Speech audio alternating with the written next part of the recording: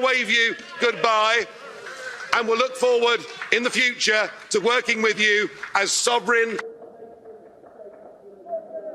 If you disobey the rules, you get cut off. Could we please remove the flags?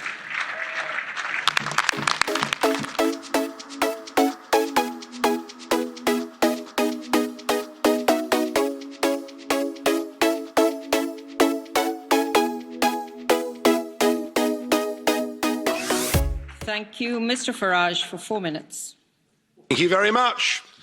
So this is it, the final chapter, the end of the road. A 47-year political experiment that the British, frankly, have never been very happy with. My mother and father signed up to a common market, not to a political union, not to flags, anthems, presidents, and now you even want your own army. For me, it's been 27 years of campaigning and over 20 years here in this Parliament.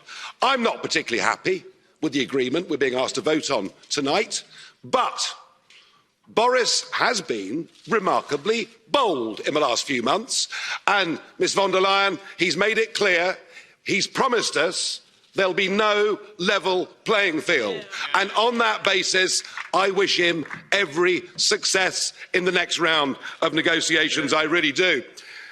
But the most significant point is this. What happens at 11 p.m. this Friday, the 31st of January 2020, marks the point of no return. Once we've left, we are never coming back, and the rest, frankly, is detail. We're going, we will be gone. And that should be the summit of my own political ambitions. I walked in here, as I've said before, you all thought it was terribly funny. You stopped laughing in 2016. But my view has changed of Europe since I joined. In 2005, I saw the constitution that had been drafted by Giscard and others. I saw it rejected by the French in a referendum. I saw it rejected by the Dutch in a referendum. And I saw you in these institutions ignore them, bring it back as the Lisbon Treaty and boast you could ram it through without there being referendums. Well, the Irish did have a vote and did say no and were forced to vote again. You're very good at making people vote again, but what we've proved is the British are too big to bully, thank goodness. So I became an outright opponent of the entire European project. I want Brexit to start a debate across the rest of Europe. What do we want from Europe? If we want trade, friendship, cooperation, reciprocity, we don't need a European Commission. We don't need a European Court. We don't need these institutions and all of this power. And I can promise you, both in UKIP and indeed in the Brexit Party, we love Europe. We just hate the European Union. It's as simple as that.